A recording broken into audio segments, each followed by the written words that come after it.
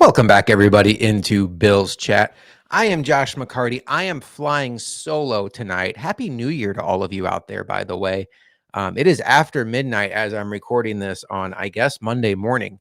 Luca and I wanted to get an episode out because a lot did happen today to set the table for what is going to be a very important Week 18 for our Buffalo Bills.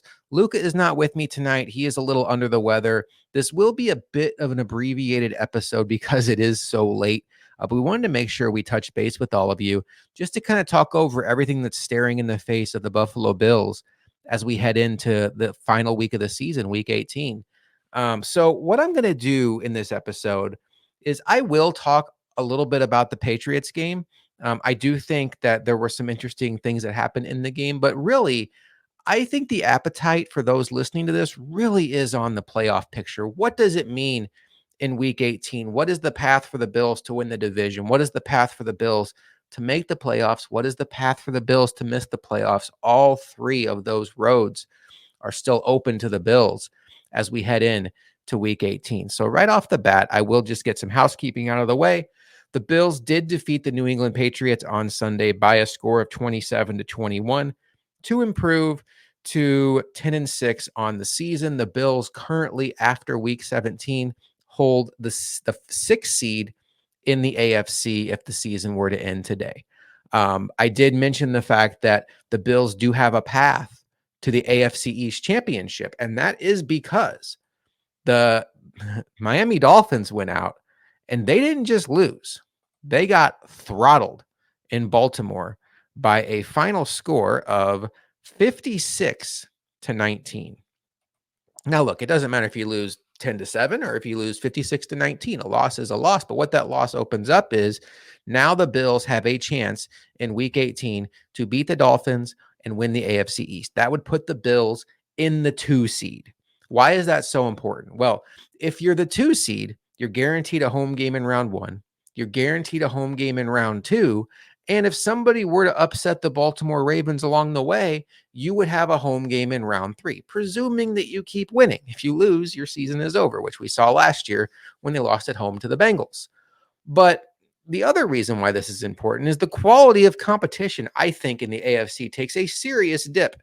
And if the Bills are the 2 seed, you're talking about playing a team like the Colts round 1 with Gardner Minshew as their quarterback, or the Texans with, as excellent as CJ Stroud is, a rookie quarterback on the road in the playoffs without Tank Dell, or the Pittsburgh Steelers, who have been uber less than impressive, even though Mason Rudolph has given them a spark and taken them on a 2-game winning streak here. Or there is a path also for the Jacksonville Jaguars, but a lot of things would have to go in a strange way for that to happen. But that to me, obviously, is the best case scenario for the Bills.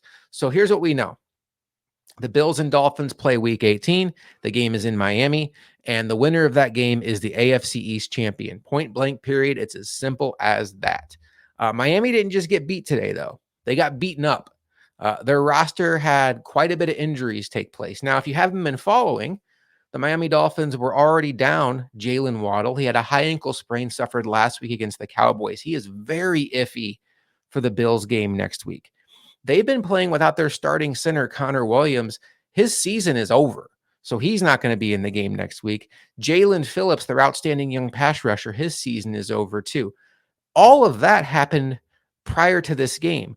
Raheem Mostert was a healthy scratch. Well, not a healthy scratch. He popped up late in the week, and he just could not get himself ready to go. And people covering the team are saying he's very iffy for next week.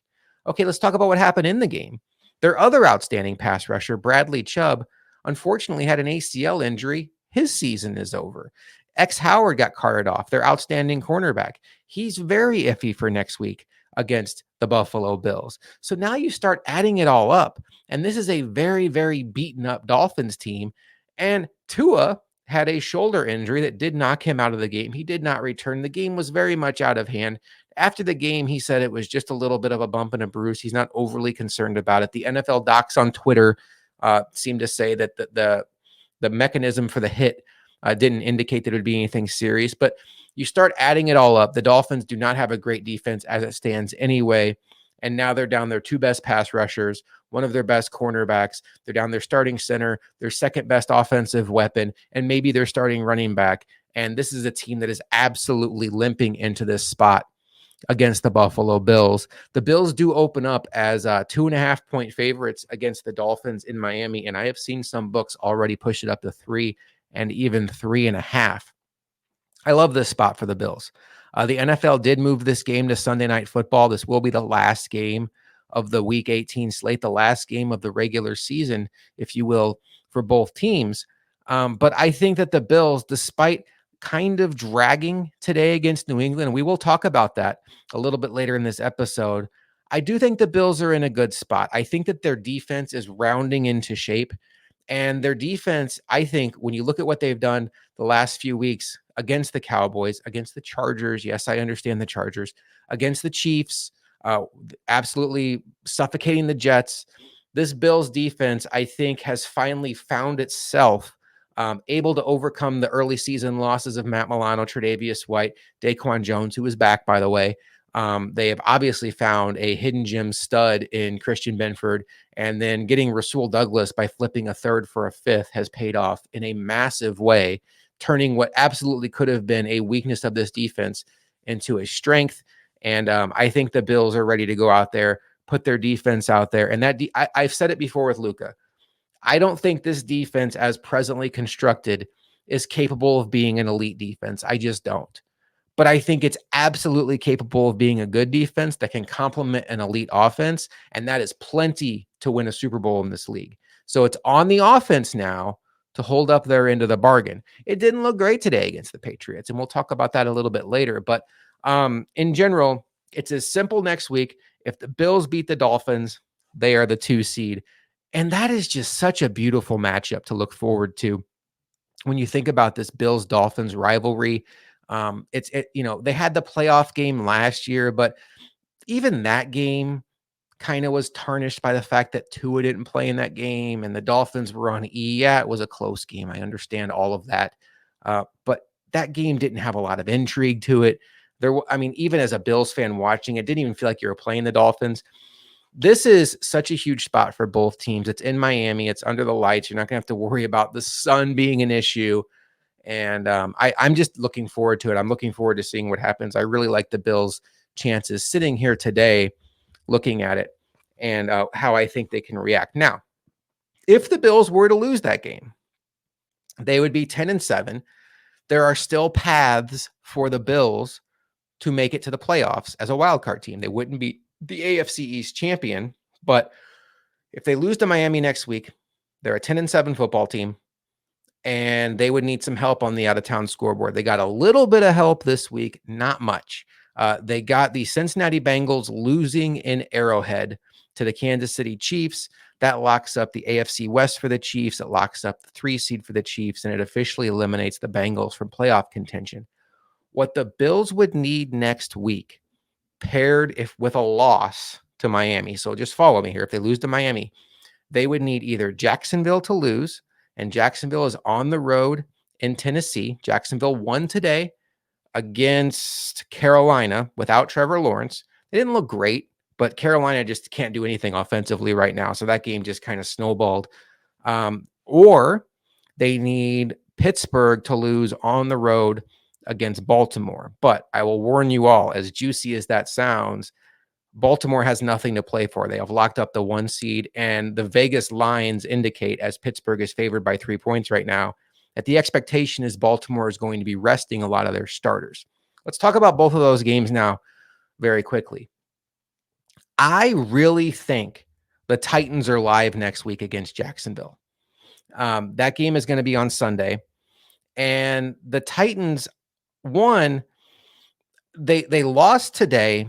They weren't overly competitive on the road against Houston, but Houston got their studs back. They got Stroud back. They got Nico Collins back. Like, Houston was in fully formed today. That is not the case for Jacksonville right now. They're playing without Trevor Lawrence. They're playing without Christian Kirk. And when Trevor Lawrence did play, he has not looked right. He definitely looks like he's battling multiple injuries out there.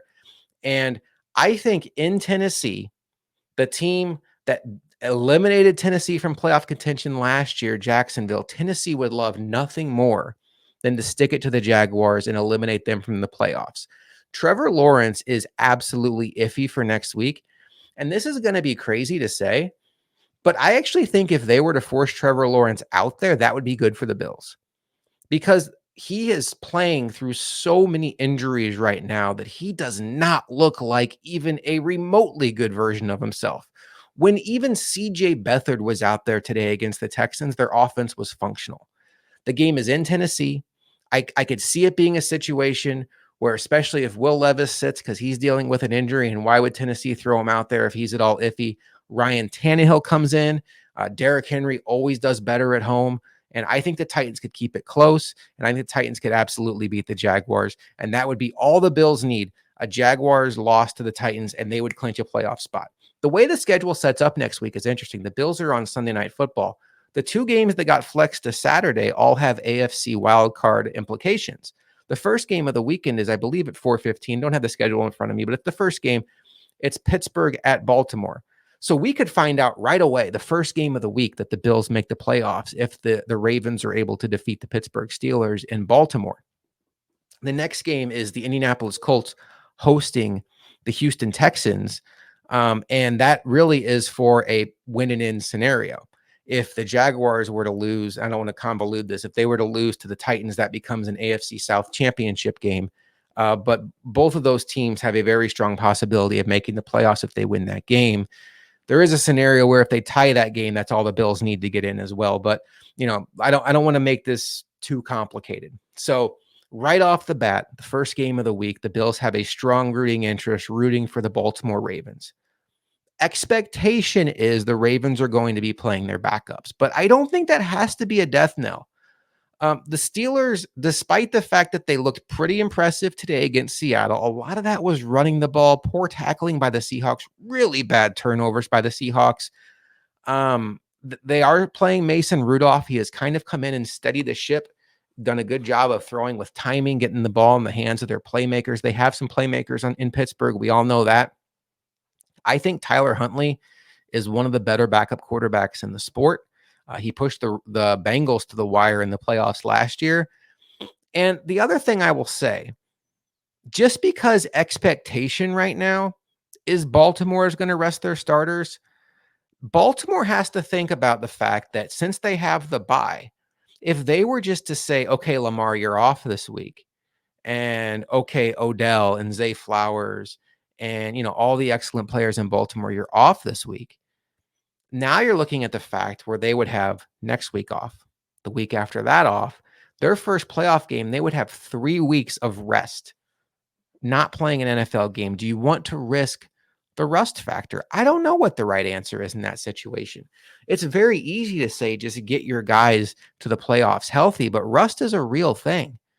And they will have that bye week to look back on. Now, look, if you get a serious injury to a Zay Flowers or an Odafe Owe or a Lamar Jackson, like, you would kick yourself and you'd never forgive yourself.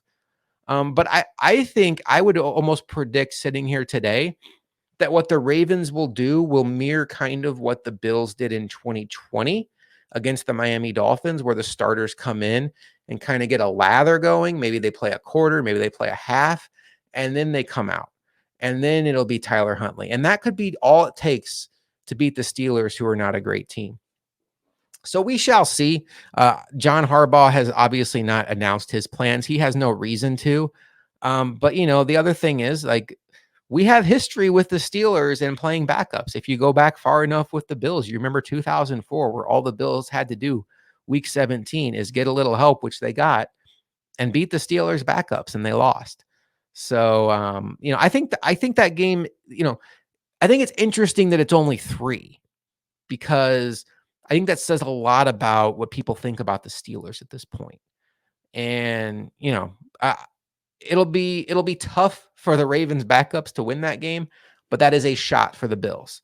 And then going into Sunday, you obviously have the Titans and the Jaguars. So the order of how it all happens, by the time the Bills and Dolphins kick off on Sunday night, we will all know if the Bills' season is on the line, if basically the Jaguars won, the Ravens won, and Colts and Texans didn't end in a tie, If all three of those things happen, then the Bills have to win to keep their season alive in Miami.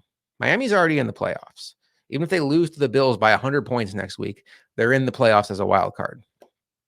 If one thing goes the Bills' way, if the Jaguars lose, if the Steelers lose, if Colts Texans ends in a tie, then we will all know when that game kicks off that, hey, AFC East is on the line. We want the Bills to be AFC East champions, but if they lose, there's still a tomorrow. That tomorrow would just most likely be a road game, either in Miami or Kansas City the very next week. So a lot on the line, but man, I thought Stokes said it best in conversation with me today. When the Bills lost that game to Denver, right? And that field goal went in. That just felt like such a low moment. Like to me, that was even lower than the Patriots loss earlier in the year because that game just felt like, okay, it's late now. Like the Patriots loss was early. And I know it probably only a couple weeks earlier in the Broncos game, but just it felt like, okay, this stinks, but we have time to overcome this. But then when they lost a night game at home to the Broncos, and then the 12 men on the field, it really did feel like a sink your battleship moment. And then to follow it up with a game in Philadelphia where, they look as good as ever and they still manage to lose because of mind boggling mistakes. It just felt like this team was not destined for the playoffs. So, like Stokes said, the fact that they have a shot next week to win and win the division and be the 2 seed in the AFC, what more could you ask for? I know it's a road game. I know it's a division game. I don't expect this to be easy. I think the Dolphins are going to give us their best shot. I think this has a chance to be a real nail biter game. I think there's a very good chance the Bills could lose this game. But the fact that it's right there in front of them for them to take is all you could ask for. And the fact that they have a little bit of insurance in their pocket, if a couple of games on the out of town scoreboard go their way to protect them in the situation that they lose, hey, put the ball out there. Let's play. Let's see what happens. There is a path that the Bills missed the playoffs. And holy cow, a week from now, would we just have a lot of uncomfortable conversations. But hopefully that's not the case. These Bills are on now a 4-game winning streak. Chiefs, Cowboys, Chargers, Patriots. And we are hoping that next week it turns into 5 and it eventually turns into 9. And if it gets to 9, there is a parade in Buffalo that we are all very, very happy to attend. Let's talk a little bit about this Patriots game today. It wasn't pretty. The very first play of the game was a Patriots touchdown. They returned the opening kickoff for a score. Like in Jalen Reagor, 98-yard kickoff return for touchdown, just right off the bat, boom. And, at that point, I wasn't worried. I was like, okay, well, hey, the Bills, I made the joke we all probably made. Like, okay, Bean and McDermott, you build your entire roster on roster cutdown day. You prioritize all these special teamers. You have expensive guys out there like Saran Neal and Tyler Matakevich, who really are only here because of their ability on special teams. And we're giving up a kickoff return to start the game. That's not ideal, especially when you figure that there was a 12-man on the field special teams error that cost this team a win and right now a guaranteed playoff spot. It's the low-hanging fruit insult that we all can fairly make. It is what it is. It's a kickoff return for a touchdown. I don't think it's indicative of anything other than it was one bad play. But to me, the theme of the game, honestly, was Josh Allen struggling. He never looked comfortable in this game. His final stat line, he was 15 of 30 for 169 yards and an interception. The interception was bad. It was intercepted by Bill's 7th-round draft pick, Alex Austin, who didn't make the final 53 and is now playing meaningful minutes for the Patriots. Alex Austin looked like he was starting to play heading toward midfield, and then he immediately bailed and went back out to the sideline and jumped a route to Dalton Kincaid. It was not a great thrown ball by Josh Allen, though. Even if Alex Austin wasn't there, Kincaid was going to have to come back for the ball. We've seen this time and time again with Allen, where despite having this cannon arm, the throw it over the mountain's arm, he still tends to come up short on some of these deep balls. It's almost like he's trying too hard to put touch on it, and that makes the ball come out a little bit inaccurate.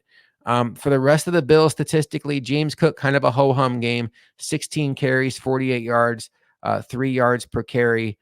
Dalton Kincaid led the way for Bills receivers today, 4 catches for 87 yards. Another disappearing act for Stephon Diggs. He still has not had a 100-yard game since early October against the Giants. Stephon Diggs, 4 for 26, 6.5 yards per catch. That you could tell early on in this game, and I think that there were signs of this in other games, that the Bills are trying to do everything they can to get the ball in Diggs' hands, manufacture touches for him, because right now just throwing the ball to him is not working as well as we would like it to. They handed it off to him on one play. He got 1 carry for 5 yards in the red zone. Khalil Shakir, 4 for 39. Gabe Davis, 2 for 21. Latavius Murray had a target that was a bad drop, and James Cook went 1 for -4. So I think one thing you have to remember is it's a division game. It's Belichick. This is a good Patriots defense. So this isn't like a situation where it's a team that sees the Bills once every year and maybe not every year. This is a team that sees the Bills twice a year, sometimes 3 times a year. They're very clued into what the Bills like to do. But Josh Allen had some open receivers today that he either missed or he just didn't see them. When I say missed, I mean missed the throw kind of badly, inaccurate, or he just didn't see the receiver running across the field. I can think of one Khalil Shakir play where Allen just locks into Kincaid and he doesn't even check it down to Khalil Shakir, who would have had some space to run. And then there were some drops along the way. Kincaid had another drop today. Latavius Murray had a really bad drop on a 3rd down that would have extended the drive. Just sloppy offensive performance. And unlike the Dallas game, they didn't really have a running game they could lean into. Josh Allen went 11 carries for 44 yards and 2 rushing touchdowns. It is interesting to me that Ty Johnson is the de facto number 2 back on this offense. He had 5 carries for 22, while Latavius Murray had 1 carry for 0 yards. Ty Johnson has really carved out a role on this team. He is the backup now to James Cook, and I don't mind that. Ty Johnson has some juice to his game. And then the one thing I would say to that is if Ty Johnson is your number 2 running back, and I'm okay with that, I think Leonard Fournette is much better as the number 3 running back, because right now Latavius Murray's 2 roles on this offense are pass blocking back, who also can catch the ball out of the backfield, and goal line back. Well, Latavius Murray has never been a great pass blocking running back. He catches the ball okay, and I guess he's good on the goal line. He's such a massive human being, but Leonard Fournette is an excellent pass blocker. He has great hands out of the backfield, and he's just fine as a goal line back. So I think that if you are locked into Ty Johnson as your number 2, then Leonard Fournette needs to be your number 3, and Latavius Murray can be inactive on game day. I think that's the best trio for the Bills going forward. Defensively, I thought the Bills were outstanding today. The Patriots really only had 1 drive, and they had the kickoff return. There was a Bailey Zappi touchdown in there where he ran for a touchdown. Bailey Zappi, and then they had a drive where Ezekiel Elliott ran it in for a touchdown too. But there really was only one impressive Patriots drive in this game. The Bills had 4 turnovers in this game. They intercepted Bailey Zappi 3 times, and they forced a fumble. 2 interceptions by Rasul Douglas, including one that got returned for a touchdown. Boy, has he been a home run. If the Bills end up making something special out of this season, the trade for Rasul Douglas is going to be the turning point. And to me, that even trumps the firing of Ken Dorsey and promoting of Joe Brady. It certainly trumps the Tyler Dunn article that I think a lot of people are trying to cling to is now like this motivational leap off point for these Bills. Rasul Douglas has changed this defense. He has taken what was going to be an obvious weakness of this defense with Tre'Davious White's injury and Kaiir Elam not developing, and turned it into a strength. Like this cornerback trio of Rasul Douglas, Christian Benford, and Taron Johnson is an absolute strength of this team. And he turns the ball over. He takes chances, but they're calculated chances. And he is a cornerback that gets his hands on the ball. He's a playmaker, and he's a difference maker. He's the best cornerback on this team, in my opinion. And man, what a home run trade that's been. When you talk about just flipping a 3rd-round pick for a 5th-round pick, Rasul Douglas has just been outstanding. Let's see. Ed Oliver had himself a good day. He had an interception on the day. That was pretty interesting to see. A tipped pass that landed, and Ed Oliver made a nice diving catch. And then Ed Oliver had another sack today. And then Terrell Bernard added 2 sacks in there too. So the defense was flying around today. Not the best competition, but you know, they did what they had to do. They suffocated the Patriots, turned the ball over 4 times, splash plays. And, 7 points that they gave up were on a kickoff return. So really, you look at it, they held the Patriots to 14 points.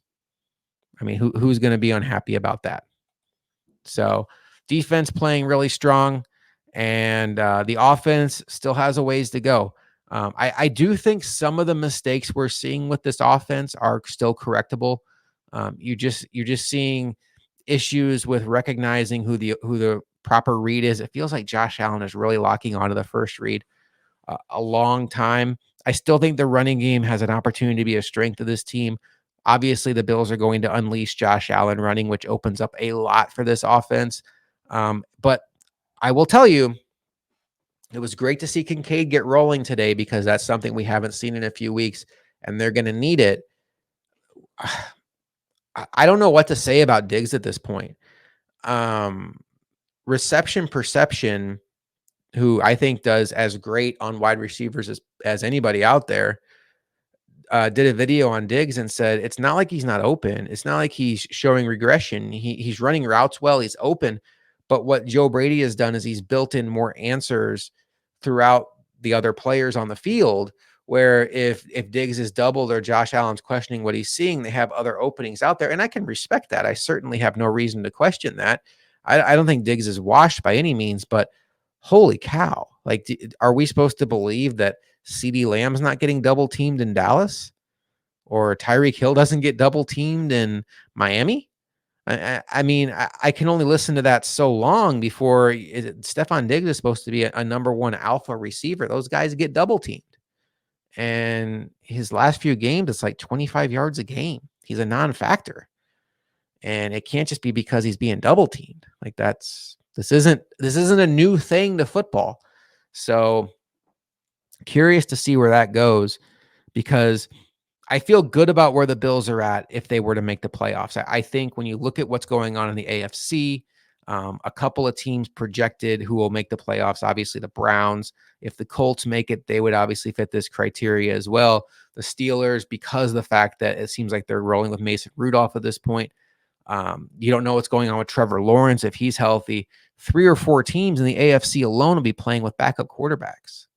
So there's nobody that scares me in the AFC. Baltimore looks like, the last couple of weeks, it looked like a juggernaut, like handling San Francisco and handling Miami.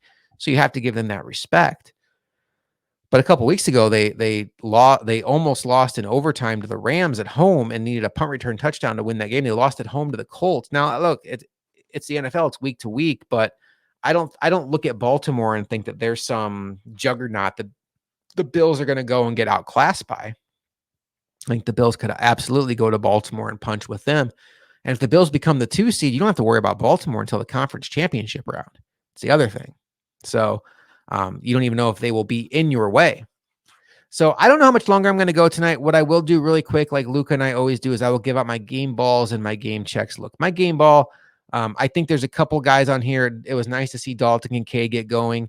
I thought Tyler Bass was really strong today. I mean, sure, there were some short field goals, but he put them through there. Sam Martin had a tremendous day punting, tremendous 48.2 average, 6 punts, all 6 wound up inside the 20, several inside the 10. Sam Martin has really turned it around the last few weeks after a really tough start to the season for him. That is fantastic to see.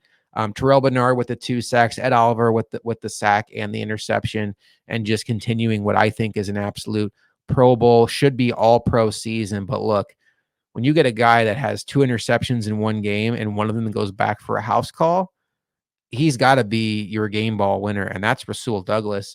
Rasul Douglas has been everything you could possibly have hoped he would be when you traded for him at the trade deadline, and so much more. He is the missing link to this defense. He is a Buffalo Bill through and through, both as a person and as a player. And he's a guy that I think is going to be a Bill for a long, long time. And that was a home run trade for Brandon Beane, and he will get my game ball today. Game check. It's one of those things where it's like Allen didn't play great. But do you think the Bills would win today without Allen? I don't know. He had several escape the pocket plays where it's like nobody else could do that. He had 2 rushing touchdowns. Stephon Diggs only had 26 yards. Gabe Davis again 2 for 21. But I start looking at this. Nobody on defense. I mean, Von Miller. Oh, that's another thing. Von Miller didn't even get a jersey today. Von Miller was a healthy scratch. So was Linval Joseph. Quickly on Linval Joseph before I get to my game check. There was a lot of concern, like, well, why wouldn't they sit Kingsley Jonathan or Tim Settle? Well, here's the thing. Daquan Jones is a one technique. Poona Ford is a one technique. You don't need more than 1 or 2 one techniques healthy on any given game day. You just don't. These guys are primarily there to stop the run and take on double teams. Now, Daquan Jones is a unicorn. He's the kind of player that can do all of that while also rushing the passer. That's what makes him so uber special when he's healthy. But that's why Linval Joseph was down today, because in nickel situations, you don't want Linval Joseph on the field. You want guys that are better at rushing the passer. Greg Rousseau goes down the defensive tackle in those situations. I'm sure the Bills feel like Tim Settle gives them more of a pass rush than Linval Joseph. Poona Ford last week showed a little bit of pass rush juice. So that's probably why Linval Joseph was inactive. I don't think he's like lost his spot in the pecking order. I think Daquan Jones just got healthy, and they're rewarding Poona Ford for a really strong performance last week against the Chargers. Von Miller, hey, nothing he's done on the field this year has warranted the playing time he's gotten. He has the biggest contract on the defense, but he's not playing well. And I know he's still coming back from that ACL injury. We're still just over a year since the injury happened last year in Thanksgiving. But the reality for Von Miller is he's not an effective football player right now. And AJ Epinesa coming back from the injury is a much better option rushing the passer. And quite honestly, Kingsley Jonathan is a much better option. So I applaud the Bills for truly sticking to the best man will play, even if one of the person you have to sit is a 20 million APY player, because Von Miller is not helping the Bills right now. And if they have to shut him down, then shut him down, get him ready for next year. Because he's still a very, very expensive asset on this team. I'm not giving up on him returning to some form that can be helpful to the Bills. Maybe, pie in the sky, he returns that all-pro level player, but it's just not happening right now. And, the definition of insanity is doing the same thing over and over again, expecting a different result. And that would, to me, would be what would be throwing Von Miller out there again, giving him starter snaps, because it just was not working out. So I applaud the Bills in that. My game check's going to go to Latavius Murray in this game. I don't really have the appetite to give it to Diggs. I think, we could make the argument for that. I could make the argument for Josh Allen. I could make the argument for Gabe Davis. But look, Latavius Murray, at this point in time, he's lost the backup job to Ty Johnson. He had 1 carry today for 0 yards. He had 1 ball thrown to him, and he dropped it in the flat. It could have extended the play. I'm ready to see Leonard Fournette in that role. And I'm not the biggest Leonard Fournette fan, but I think for what the Bills are looking for out of that third running back are things that Leonard Fournette has historically excelled at in his career. And I just think he brings a little bit more juice at this point than Latavius Murray. I'm ready to see them shake it up and see what Leonard Fournette can do. That is going to do it for this episode of Bills Chat. I know it's abbreviated, but it is after 1 o'clock now. I just wanted to get something out there for you all. Thank you so much for listening. If you're on YouTube, please take a moment to like and subscribe. We are trying to build this channel up to be your one-stop shop for all Buffalo Bills content. We will have you covered all week as the Bills now set their sights on the Miami Dolphins and a potential AFC East championship. It will be an AFC East championship game. Hopefully the Bills can get it done, or at the very least find a way to lock up a playoff spot with some help on the out-of-town scoreboard. It's going to be exciting. What an exciting week for the Bills. What a way to kick off 2024. I appreciate you for listening. I will talk to you next time on Bills Chat.